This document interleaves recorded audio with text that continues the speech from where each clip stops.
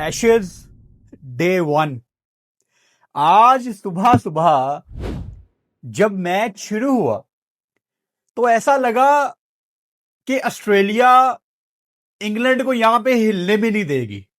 और मैं वीडियो के बिल्कुल शुरू में आपको क्लियर बताना चाहता हूं कि मैं उन लोगों में से हूं जिन्होंने एशेज से पहले, मतलब ये आज का दिन शुरू होने से पहले, ये समझा हुआ था कि इंग्लैंड का कोई चांस नहीं है यार। ऑस्ट्रेलिया को आप ऑस्ट्रेलिया के अंदर कैसे पकड़ सकते हो टेस्ट सीरीज में? इंग्लैंड की ये टीम ऑस्ट्रेलिया जाके बहुत स्ट्रगल करेगी, मैं ऐसा समझ रहा था। तो मैं बिल्कुल शुरू में इसको क्लियर करना चाहता हूं। और दिन की शुरुआत भी ऐसे ही हुई। मिचेल स्टार्क ने ऊपर से आके जिस तरह डराना शुरू किया दुनिया को रेड बॉल के साथ, फिर मतलब पहले ओवर में उनको जैक क्रॉली की विकेट मिल जाती है। 7 विकेटें मिचेल स्टार्क लेते हैं और इंग्लैंड सिर्फ 172 बना के वापस पवेलियन चली जाती है। अच्छा, हम अब ये सोच रहे हैं कि ऑस्ट्रेलिया यहां पे लंबी बैटिंग करेगी, लेकिन उसके बाद जो कुछ हुआ आज के इस पहले दिन में, मजा आ गया देख के। इतना कुछ है डिस्कस करने के लिए। अगर आपने मैच देखा है, आज डे 1 देखा है, तो आप ये वीडियो बहुत एंजॉय करने वाले हैं। लेकिन अगर आपने किसी वजह से आज का मैच नहीं देखा, डे 1 नहीं देखा, तो मैं मेक श्योर करता हूं कि आपको इतनी इंफॉर्मेशन दूंगा कि आपको शायद हाइलाइट्स देखने की भी जरूरत नहीं पड़ेगी। ओके। सबसे पहले आपके सामने प्लेइंग 11 मौजूद है। अब प्लेइंग 11 आपको दिखाने का मकसद ये नहीं है कि सामने प्लेइंग 11 आ गई तो मैंने आपके सामने बस अब प्लेयर्स के नाम पढ़ने हैं, नहीं। मैच पे बात शुरू करने से पहले मैं आपको कुछ इंटरेस्टिंग फैक्ट्स बताना चाहता हूं। सबसे पहले आप ऑस्ट्रेलिया की प्लेइंग 11 देखो। पहले नंबर पे है जेक वेदरल्ड। ये कोयटा ग्लैडिएटर से भी खेले हुए हैं जब कोविड आया था और Pakistan super league Abu Dhabi में शिफ्ट हो गई थी। तो ये बिग बैश में इन्होंने 2000 रन बनाए हुए हैं। ये अच्छी पिक थे तब। अबू धाबी आके इन्होंने कोयटा ग्लैडिएटर को रिप्रेजेंट किया। उस्मान ख्वाजा ने आज ओपन करनी थी, लेकिन वो आज ओपन करने नहीं आए। इंटरेस्टिंगली, उस्मान ख्वाजा आज आईसीसी के रूल्स की वजह से ओपन करने नहीं आ सके, क्योंकि उन्होंने बड़ी लंबी ब्रेक ले ली थी। अगर आईसीसी के रूल्स मैं आपको बताऊं, रूल नंबर 24.2 के मुताबिक, अगर एक प्लेयर 8 मिनट से ज्यादा ऑफ द फील्ड टाइम गुजारता है, उसके ऊपर जितने मिनट उसने बाहर गुजारे हैं, वो उतने मिनट तक वापस आके ना तो बैटिंग कर सकता है ना तो बॉलिंग कर सकता है। अब इंग्लैंड की बैटिंग चल रही थी और उस्मान ख्वाजा वॉशरूम की ब्रेक के लिए बाहर गए और उनको 8 मिनट से ज्यादा टाइम वहां पे गुजर गया। अब इंग्लैंड की टीम आउट होके बाहर चली गई। अब उस्मान ख्वाजा वहां पैड करके बैठे हुए हैं, क्योंकि मैं तो ओपनर हूं। लेकिन उस्मान ख्वाजा को अंपायर्स ने रोका कि आप ओपन करने नहीं आ सकते, क्योंकि आपने 8 मिनट से ज्यादा टाइम ऑफ द फील्ड गुजारा है। अब जब तक इतने मिनट मैच शुरू होने के बाद नहीं गुजरते, आप उतनी देर तक बैटिंग करने नहीं आ सकते। ऑकवर्ड है, ऑड है, अजीब है, लेकिन ये आईसीसी का रूल है। अच्छा, आईसीसी का रूल ये भी कहता है कि अगर मिसाल के तौर पे आपने 15 मिनट बाहर गुजारे हैं और आप एक ओपनर हैं, या आप 1 डाउन भी खेलते हैं, आपका ऊपर से एक आउट हो गया है, तो आप 15 मिनट तक मैदान में नहीं आ सकते, यानी उतने मिनट जितने आपने बाहर गुजारे हैं। लेकिन अगर आपकी टीम के 5 आउट हो गए हैं फौरन से, सामने कोई मिचेल स्टार्क जैसा बंदा अगर ऑपोजिशन में खेल रहा है, या यहां से जोफ्रा आर्चर ने आपके ऊपर से 3 4 5 आउट कर दिए, अगर 5 आउट हो गए हैं, तो अगर आपका टाइम पूरा नहीं भी हुआ तो आप मैदान में आ सकते हैं। तो उस्मान ख्वाजा के बारे में अगर आप सोचें, यार ये तो ओपनर था, लेकिन आज ये ओपन करने क्यों नहीं आया, तो आपको ये बताना लाजमी था। अच्छा, उसके बाद Marnus Labuschagne, Steve Smith, Travis head, Cameron green, Alex Carey, Mitchell Starc, Nathan lion. चलो जी, यहां पे मैं आपको लाना चाह रहा था। अब 2 नाम पढ़ लो, Scotty Boland and debutant Brendan Doggett. भाई साहब, ऑस्ट्रेलिया की हजारों साल पुरानी हिस्ट्री है। आपको पता होना चाहिए कि एब ओरिजिनल्स कौन है। पुराने जमाने में, आज से कई सौ साल पहले, यूरोप में जिन लोगों को सजा देनी होती थी उनको कश्ती में बिठा के समंदर में छोड़ देते थे और वो लोग इकट्ठे होके ऑस्ट्रेलिया वाली साइड पे जमा होते गए। उन्होंने अपना एक ग्रुप बना लिया और आज उस जगह को आप ऑस्ट्रेलिया कहते हैं। लेकिन जब सजा याफ्ता लोग ऑस्ट्रेलिया आ रहे थे या इस हिस्से की तरफ आ रहे थे, वहां पहले से भी कुछ लोग बैठे हुए थे। वो कौन थे लोग? जो शुरू से ऑस्ट्रेलिया के इस लैंड पे मौजूद थे। उनको कहते हैं पीपल्स ऑफ ऑस्ट्रेलिया भी कहा जाता है, यानी ऑस्ट्रेलिया के अपने लोग। जो असल ऑस्ट्रेलियन है वो ये लोग थे। अब आपको ये मैं एब ओरिजिनल्स के बारे में क्यों बता रहा हूं? इसलिए बता रहा हूं कि ऑस्ट्रेलिया की क्रिकेट की हिस्ट्री में एब ओरिजिनल्स जो ग्रुप है उसमें से सिर्फ 3 क्रिकेटर्स हैं जिन्होंने ऑस्ट्रेलिया को टेस्ट में रिप्रेजेंट किया। Number 1 Jason Gillespie, former Pakistan coach. Number 2 Scott Boland. Number 3 Brendan Doggett. यानी इनके लिए ये कितनी प्राउड मोमेंट है कि एब ओरिजिनल्स में से आज 2 बंदे ऑस्ट्रेलिया की प्लेइंग 11 में थे। जेसन गिलेस्पी बहुत साल पहले रिटायर हो चुके हैं। तो ये 3 वाहिद प्लेयर हैं जो असल ऑस्ट्रेलियंस हैं। असल ऑस्ट्रेलियन, समझते हो ना इस बात को? और मैं जब 2022 में ऑस्ट्रेलिया गया, पर्थ में ही था मैं, वो पाकिस्तान जिम्बाब्वे वाले मैच के लिए। तो मैं जिस एरिया में रुका हुआ था उस एरिया का नाम था काला मुंडा। अब ये बड़ा फनी नाम है, बट गूगल कर लेना, नाम यही है एरिया का, काला मुंडा। ये एरिया का नाम था। अब मैंने एयरबीएनबी बुक कराया, मुझे तो बहुत बड़ा वहां पे अपार्टमेंट मिल गया, मैं बड़ा खुश। अब पर्थ का छोटा सा एयरपोर्ट, मैं वहां पे लैंड किया हूं। टैक्सी वाले भाई हमारे कोई पाकिस्तानी थे या इंडियन थे, आई डोंट नो, बट उनके साथ उर्दू में ही मेरी बात हो रही थी।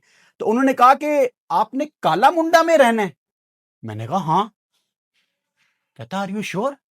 मैंने कहा हाँ। मैंने कहा क्यों, क्या हुआ है, मैंने कोई गलत काम कर दिया है?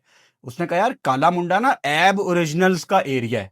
मैंने कहा एब ओरिजिनल्स वो क्या होते हैं? फिर वो टैक्सी वाले भाई साहब ने मुझे बताया कि एब ओरिजिनल्स की हिस्ट्री क्या है, लेकिन ये इंपॉर्टेंट नहीं है। इंपॉर्टेंट ये है, उन्होंने मुझे ये भी बताया कि they are very aggressive people. यानी आपको लेट नाइट बाहर नहीं घूमना इस एरिया में। ये आप क्योंकि पाकिस्तानी हो, आप मेरी जुबान समझ सकते हो, आप देसी हो, तो इसीलिए मैं आपको लेके जा रहा हूं, वरना ये राइड भी शायद मैं एक्सेप्ट ना करता। इस एरिया में हम नहीं जाते। अच्छा, स्टेडियम से भी दूर नहीं था। एक तो पर्थ को इतना, मतलब जितनी आबादी है वो एक ही एरिया में है, बाकी तकरीबन सारा खाली है पर्थ। स्टेडियम से भी 10 मिनट की ड्राइव थी, 10-12 मिनट, 15 मिनट की ड्राइव। तो मैंने तो ये देख के बुक कराया था एयरबीएनबी। तो फिर उसके बाद मैंने ऑब्जर्व किया उस एरिया में वाकई लोग ऐसे मुझे घूरियां मारते थे, लेकिन हम बच बचा के, हमें जुगाड़ तो आते हैं, तो हम निकल निकल जाते थे इधर उधर। मैं जल्दी आ जाता था, जल्दी वापस चला जाता था। वैसे ही मैं शरीफ बंदा हूँ, मैच के बाद मैं खाना खा के सो जाता हूँ जब भी मैं पाकिस्तान से बाहर होता हूँ। ऐसे वैसे काम नहीं करता मैं। एनीवेज, तो एब ओरिजिनल्स का मुझे उस दिन पता लगा। और उसके बाद जब मैं पर्थ को एक्सप्लोर करने के लिए रात को बाहर निकलता था खाना खाने, ठीक है, तो मैं देखता था तकरीबन हर आधे पौने घंटे के बाद जो ऑस्ट्रेलियन पुलिस वाला कोई भाई था, गोरा, वो किसी एक एब ओरिजिनल के साथ बहस कर रहा होता था। मतलब जो एब ओरिजिनल्स हैं वो काफी अग्रेसिव हैं। जो उनके पुराने लोग हैं, उनकी गवर्नमेंट, ऑस्ट्रेलियन गवर्नमेंट ने हालांकि एब ओरिजिनल्स को काफी ज्यादा राइट्स देने की कोशिश की है, लेकिन वो इनसे ये भी रिक्वेस्ट करते हैं अनफॉर्चुनेटली कि शहरी आबादी से दूर रहो। ये एक कड़वा सच है ऑस्ट्रेलिया का। ऑस्ट्रेलिया के ये जो गोरे हैं जो बाद में आके आबाद हुए हैं, ये आज जो भी आप ऑस्ट्रेलिया को जानते हो, ये कहने को एब ओरिजिनल्स की बड़ी रिस्पेक्ट करते हैं। आपने देखा होगा एमसीजी में एब ओरिजिनल्स का झंडा भी लगा होता है। उनकी रिप्रेजेंटेशन करना इस वाले ऑस्ट्रेलिया की मजबूरी है, लेकिन असल में ऑस्ट्रेलियन गवर्नमेंट, ऑस्ट्रेलिया के लोग इनको पसंद नहीं करते। ये मैं वहां पे देख के आया हूं। वो इनको मारते हैं एब ओरिजिनल्स। इनके पुलिस वालों को, गोरों को मैंने अपने सामने मारते देखा हुआ है, लेकिन वो आगे से इनको कुछ कहते नहीं है, क्योंकि इनको कहेंगे तो दंगे फसाद होंगे, वो लोग मजीद अग्रेसिव होंगे, थोड़े से रह गए हैं लेकिन इकट्ठे हो जाते हैं और फिर मसला पैदा होता है। तो ये चीजें मैं देख के आया। तो उस ग्रुप से सिर्फ 3 बंदे आज तक ऑस्ट्रेलिया से खेले हैं। यह सब कुछ बताना आपको बहुत इंपॉर्टेंट था कि हमारी वीडियो एक बोरिंग वीडियो कभी भी नहीं होती कि स्कोर आपको पढ़ के सुना दिया और भाई आज के दिन ये हुआ। ऐसा कुछ नहीं है। एक एक बॉल हम देखते हैं, उससे बाहर जाके भी आपको इंफॉर्मेशन प्रोवाइड की जाती है। इसीलिए आप पसंद भी करते हैं हमारे चैनल को देखते हुए अपना खाना खाना या सोते हुए लोग एयरपॉड्स लगा के हमें सुनते हैं। So I love you guys for this. Anyways, England की प्लेइंग 11 एक दफा पढ़ लेते हैं। Jack Crawley, Ben Duckett, Ollie Pope, जो कि मुझे एन बेल की भी याद करवाते हैं। जो रूट जिसके नाम के ऊपर इंग्लैंड वाले बदमाशी कर रहे हैं कि एने सानू एशेज जितवानी है, की कितना जो रूट ने आज आना मैं ओदे भी हले। Harry Brook, Ben Stokes, oh my goodness, legendary captain. Jamie Smith wicket keeper. Brendan Carse ने बड़ी अच्छी आज बॉलिंग की है और मैं यहां पे ब्रेंडन कार्स के नाम का जिक्र करते हुए खुलेआम ये तस्लीम करना चाहता हूं, ये एडमिट करना चाहता हूं, मैंने ब्रेंडन कार्स को कभी अच्छा बॉलर नहीं समझा। मैं बड़ा फेयर होके बता रहा हूं, मैंने इनको पाकिस्तान में भी देखा। शायद हमारी विकेटें बहुत फारग थी लेकिन मुझे कभी इन्होंने इंप्रेस नहीं किया, मुझे इनकी बॉलिंग देखने का मजा नहीं आया। लेकिन आज ही बोल्ड रियली वेल, तो मैं ऑनेस्ट होके एडमिट कर रहा हूं। उसके बाद Atkinson, Jofra Archer, and Mark Wood, too much pace पे भी अभी आएंगे पाकिस्तानी बॉलर्स। आपने तवक्को की होगी कि फुरकान बेटी ने आज पाकिस्तानी बॉलर्स की बात करनी है, करूंगा, लेकिन पहले हम गेम को डिस्कस करेंगे। अच्छा जी, अब जो हमारा तरीकाकार है ब्रेक डाउन करने का, इंग्लैंड ने टॉस जीत के यहां पे पहले बैटिंग का फैसला किया। अब क्योंकि हम बचपन से सुनते आ रहे हैं वाका, पर्थ, तेज विकेट, वो इतने बड़े बड़े क्रैक्स, यार पर्थ में तो बॉलिंग करने का बड़ा मजा आता है। बॉलिंग कंडीशंस हैं, बाउंस जितना पर्थ की मट्टी में है उतना पूरी दुनिया में कहीं नहीं है। हैविंग सेड दैट, यहां पे बॉल बल्ले पे भी आती है और बैटिंग भी होती है, रन्स भी होते हैं। इसीलिए ये जो नया स्टेडियम है, ऑप्टस स्टेडियम भी इसको कहते हैं, पर्थ स्टेडियम भी कहते हैं, 60,000 से ज्यादा कैपेसिटी यहां पे मौजूद है। 60,000 से ज्यादा बंदा इस ग्राउंड में बैठ सकता है। जो ऑस्ट्रेलिया का तरीकाकार है, मल्टीपर्पज स्टेडियम बनते हैं, यहां पे कॉन्सर्ट भी होते हैं। क्रिकेट मैच तो बहुत मुश्किल है कि पर्थ में कभी हाउसफुल जाए, क्योंकि पर्थ इतनी सुनसान जगह है, लिटरली आपको ना बंदा ना बंदे की जात। पाकिस्तानी तो ऑब्वियसली आबादी में कम है, दुनिया में आप कहीं भी चले जाएं आपको इंडियंस ज्यादा नजर आते हैं। इंडिया का भी कोई मैच था वहां पे, जिस दिन पाकिस्तान का मैच था, ऐसा कोई सीन था। पाकिस्तान के बाद इंडिया का मैच था या इंडियन टीम की प्रैक्टिस थी, आई डोंट नो, मुझे अब याद नहीं है, लेकिन इंडियन टीम वहां पे खेल रही थी। यार मैच के बाद वापस जाने के लिए टैक्सी नहीं मिल रही थी, मतलब अवेलेबल ही नहीं थी। सब लोग लाइन में वेट कर रहे थे कि एक टैक्सी आ जाए। अब ये मिसाल देने का आपको मकसद क्या है, ताकि आप पर्थ को जरा समझ सकें। आमतौर पे जहां पे मैच होता है ना, वहां पे सारे टैक्सी वाले भाई, जितने भी सर्विसेज वाले हैं, वो पास पास होते हैं कि यार यहां पे मैच है। लेकिन मैच डे पे पाकिस्तान इंडिया जैसी टीमें पर्थ स्टेडियम में मौजूद हैं और आपको स्टेडियम से बाहर आके उबर नहीं मिल रही, नॉर्मल लोकल टैक्सी नहीं मिल रही। तो ये सोचने की बात है। तो मुझे याद है मैं जब स्टेडियम के पास जाता था टैक्सी में, या स्टेडियम के अंदर जाता था टैक्सी में, तो हमें कोई 1.5-2 किलोमीटर वापस आना पड़ता था वॉक करके, फिर जाके कोई टैक्सी ऐप में शो होती थी।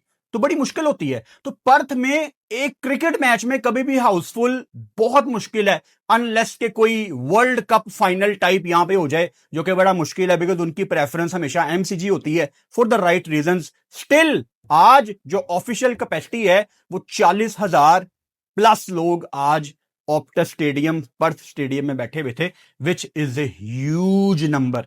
आई डोंट थिंक सो कि डे 2 डे 3 में इतना ज्यादा रश होगा, क्योंकि डे 1 की एक ज्यादा हाइप बनी होती है। और इसको प्लानिंग आप समझो कि कितनी जबरदस्त उन्होंने प्लानिंग की हुई है। हमारे यहां पे T20 टेस्ट रैंडम डेज में शुरू होते हैं, मंडे, ट्यूसडे, जो बिल्कुल डेड दिन होते हैं ना, और एक ही ग्राउंड में सारे सारे मैच।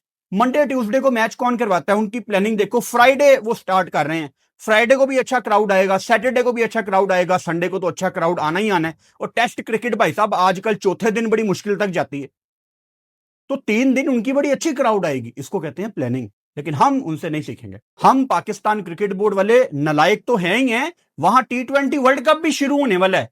और मतलब हम ये नवंबर के लास्ट में है, दिसंबर, जनवरी, फरवरी 2 महीने हैं, तीसरे महीने वर्ल्ड कप है और अभी तक शेड्यूल नहीं पता। अनाउंस हो जाएगा 10-15 दिन में। लेकिन यार वर्ल्ड कप जैसा इवेंट कोई 4-4, 5-5 महीने पहले सब कुछ अनाउंस होना चाहिए, ताकि लोग जल्दी से अपनी टिकट्स बुक करवाएं, होटल बुक करवाएं। यहां तो आईसीसी ने भी पुट्ठा काम शुरू किया हुआ है, लास्ट मोमेंट पे चीजें अनाउंस होती हैं, फ्लाइट्स महंगी हो जाती हैं, होटल महंगे हो जाते हैं।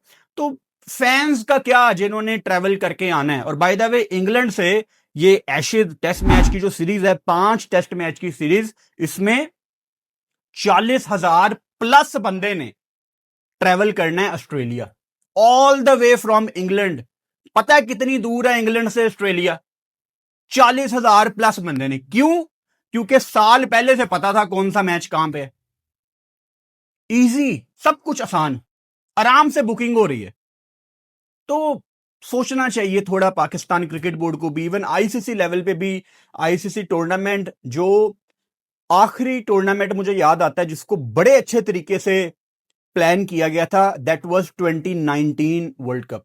इंग्लैंड में जो वर्ल्ड कप हुआ था, इंग्लैंड एंड वेल्स में 2019 का, यार उस वर्ल्ड कप के करीब करीब भी कोई वर्ल्ड कप नहीं आता। मेरा वो पहला ओडीआई वर्ल्ड कप था जिसमें मैं इंग्लैंड गया था, और मैंने, मेरा ख्याल है 2.5-3 महीने पहले मेरी एक एक चीज बुक थी।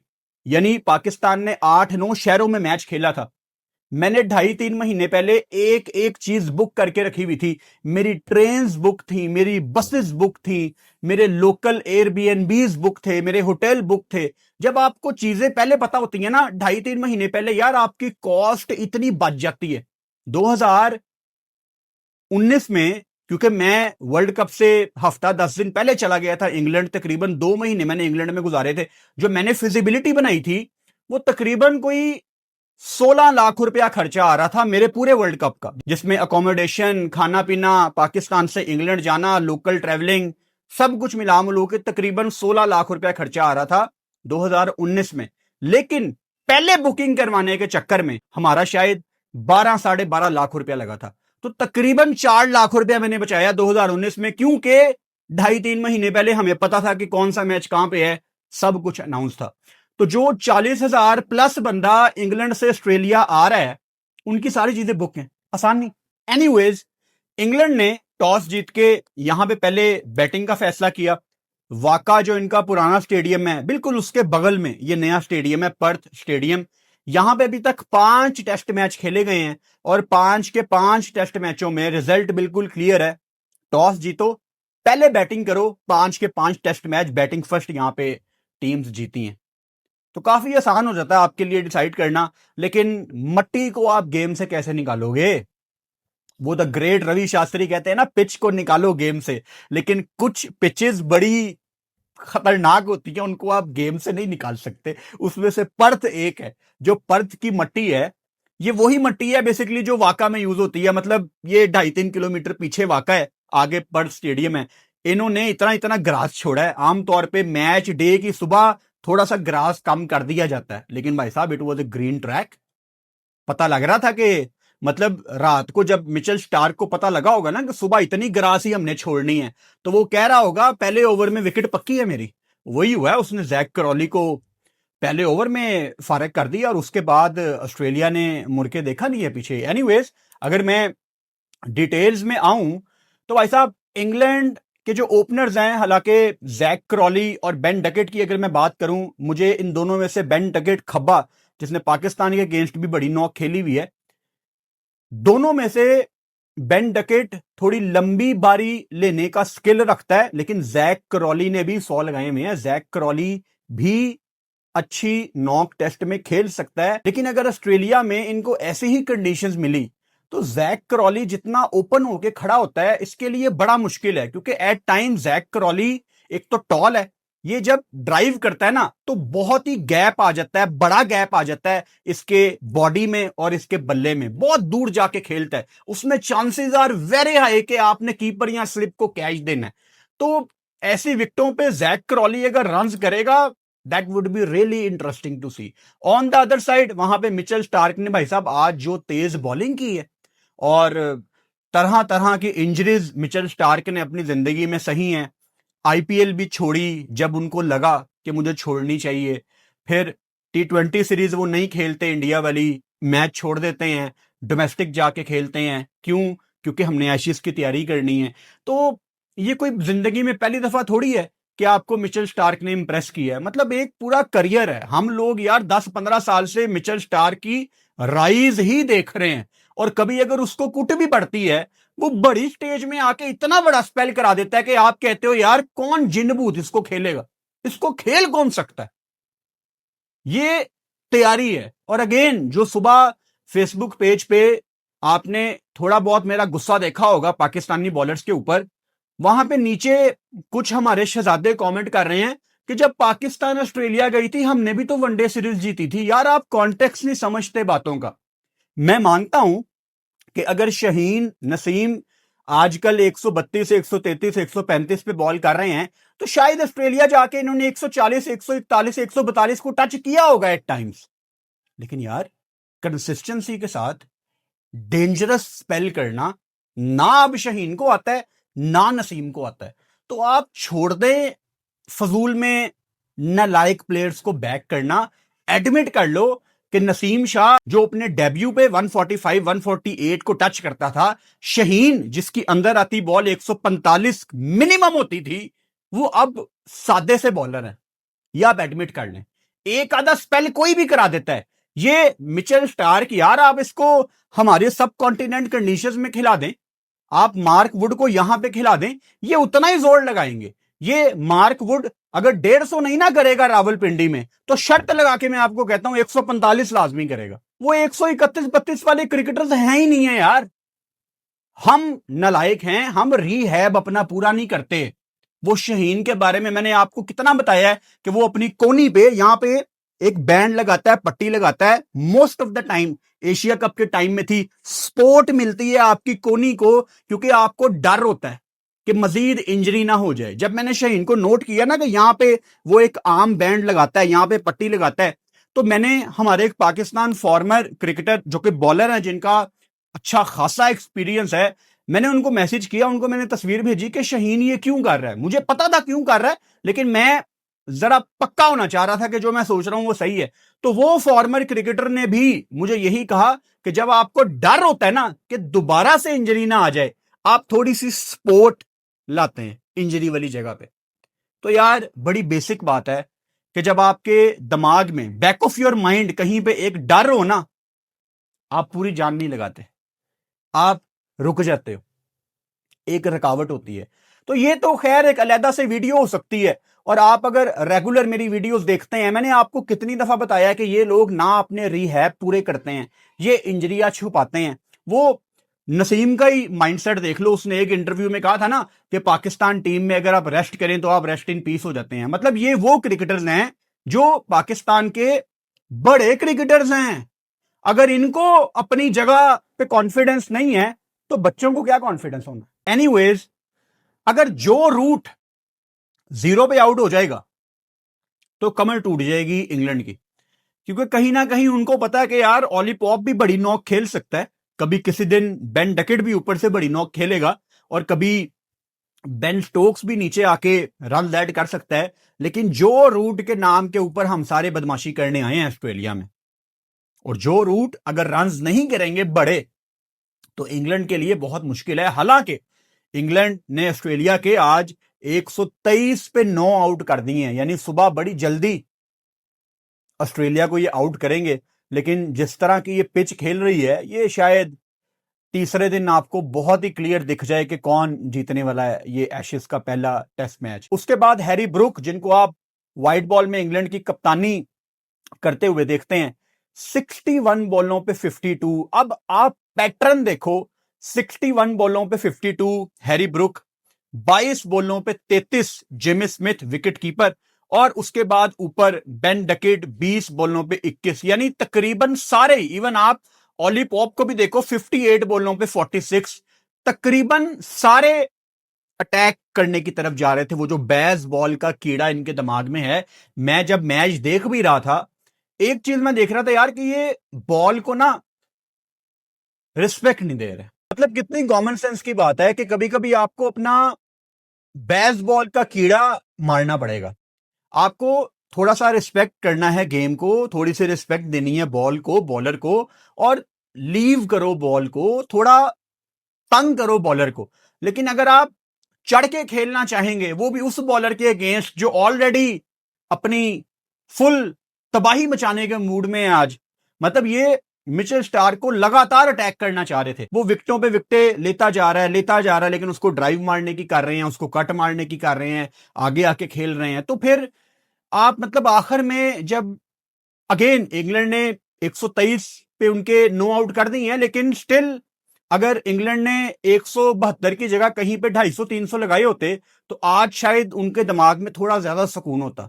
सुकून उनको अभी भी होगा कि यार अभी 49 रन का गैप रहता है, लेकिन स्टिल इससे ज्यादा बड़े रन वो कर सकते थे। एनीवेज, अगर आप बॉलिंग में देखो, ऑस्ट्रेलिया की 7 विकेटें मिचेल स्टार्क की, और उसके साथ 2 विकेटें ली ब्रेंडन डॉगेट ने, जिसका मैंने आपको बताया ना कि वो एब ओरिजिनल, तीसरा एब ओरिजिनल है वो ऑस्ट्रेलिया से टेस्ट क्रिकेट खेलने वाला। Jason Gillespie, Scotty Boland and Brendan Doggett, ये काफी बड़ी अचीवमेंट है उन लोगों के लिए कि उनके लोग ऑस्ट्रेलियन टीम का आज हिस्सा हैं। काम इन्होंने ही तमाम कर दिया था, और जब इनकी बैटिंग आती है ऑस्ट्रेलिया की, तो लोग देख के बहुत हैरान हुए कि यार जैक वेदरल्ड तो ओपनर ही है, जिसको जोफ्रा आर्चर ने आते ही आउट किया, लेकिन मार्नस लबुशेन किस चक्कर में ओपन करने आया? वो मैंने आपको शुरू में स्टोरी बताई ना कि असल में इनका ओपनर था उस्मान ख्वाजा, लेकिन वो वॉशरूम की ब्रेक के लिए बाहर चला गया, और उसने इतना टाइम गुजार दिया कि अब ऑस्ट्रेलियन टीम को उतना टाइम वापस आके गुजारना था जितना उस्मान ने बाहर बैठ के वेस्ट किया। उसके बाद उस्मान भाई अंदर आके बैटिंग कर सकते थे। अब उस्मान भाई हैं तो पाकिस्तानी, तो पता नहीं उन्होंने क्या खाया होगा कि उनको इतनी देर वॉशरूम में लग गई, लेकिन चलो लग जाता है यार कभी कभी time, no worries. Steve Smith, बहुत हाइप बनी हुई है। स्टीव स्मिथ कैप्टनसी कर रहे हैं ऑस्ट्रेलिया की, और इसी टेस्ट मैच में कर रहे हैं। पैट कमिंस, ऑस्ट्रेलिया के लेजेंडरी कैप्टन, इस टेस्ट मैच के लिए फिट नहीं थे, हेजलवुड भी बाहर हैं, लेकिन the good news is PAT Cummins ने ट्रेनिंग शुरू कर दी है, और मोस्ट प्रोबेबली वो आपको दूसरे या तीसरे में तो वो खेलेगा ही खेलेगा, लेकिन ऑस्ट्रेलिया है ना, वो थोड़ा सा मोहतात होकर चलते हैं। वो दूसरे में ट्राई करेंगे कि पैट कमिंस खेल जाए, लेकिन तीसरे में तो उसने खेलना ही खेलना। कप्तान स्टीव स्मिथ भी कुछ नहीं कर पाए, फिर नीचे से ट्रेविस हेड का भी फड्डा हुआ छोटा सा बेन डकेट के साथ ड्रिंक्स ब्रेक में कहीं पे। फिर आपको नीचे कैमियोज नजर आते हैं 21, 24, 26, लेकिन किसी ने बारी नहीं लगाई, क्योंकि वहां से चाहे मार्क वुड ने कोई विकेट नहीं ली, मतलब 5 ओवर में 18 रन 9 विकेट, लेकिन उसका जो स्पेल था 150 प्लस, वो थोड़ा सा आपको डराता है और डर भी लगता है। मतलब आपको याद है ना वो इंसिडेंट जब जोफ्रा आर्चर ने स्टीव स्मिथ के मुंह पे बॉल मारी थी? वो अगर आपने अमेजोन पे एशेज की डॉक्यूमेंट्री देखी है, तो उसमें मार्नस लबुशेन ने बताया कि जब जोफ्रा ने बॉल मारी ना स्टीव स्मिथ को, तो सारे डर गए थे, लिटरली सारे डर गए थे, क्योंकि एक बंदा लिटरली आपके मुंह पे बॉल मारना चाह रहा है बार बार, वो आपकी बॉडी को अटैक कर रहा है। After all this is a leather ball, आपने हेलमेट भी पहना हुआ है ना, और ये लग जाए अगर कहीं पे गुजर के कहीं से, तो फिर आप सबको ही पता है कि कितना बुरा अंजाम हो सकता है। तो ऐसा एक आधा बॉलर होना चाहिए।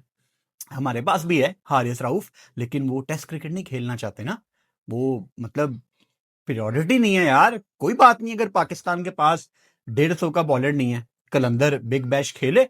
पाकिस्तान टीम टेस्ट मैच खेल रही थी, हमारा कलंदर ब्रदर वहां पे बिग बैश खेल रहा था। अगेन, मैं किसी को फोर्स नहीं कर सकता यहां पे कि आप टेस्ट क्रिकेट खेलो, लेकिन कभी कभी कंट्री के लिए अगर आप साल में 1-2 टेस्ट मैच खेल लोगे ऑस्ट्रेलिया जैसी कंडीशंस में, या केप टाउन की किसी तेज विकेट में, तो आप छोटे नहीं पड़ जाओगे। समझना चाहिए लोगों को ऐसा, लेकिन उसके लिए अंदर पाकिस्तानियत होना लाजमी है, उसके लिए अंदर बहुत ज्यादा पैशन होना लाजमी है। और जिन लोगों ने बगैर मेहनत के, बहुत ज्यादा मेहनत के, बगैर बहुत ज्यादा मेहनत के पाकिस्तान की कैप हासिल कर ली हो ना, नीचे रगड़ा खाए बगैर, उनके अंदर थोड़ी सी कदर कम होती है, थोड़ी सी। तो हारिस रऊफ उनमें से एक हैं जिनको बहुत जल्दी पाकिस्तान से खिला दिया गया। तो नीचे जो उन्होंने रगड़ा लगाना था खुद को, उन्होंने नहीं की, और उसकी कमी आपको इंटरनेशनल स्टेज पे नजर आती है।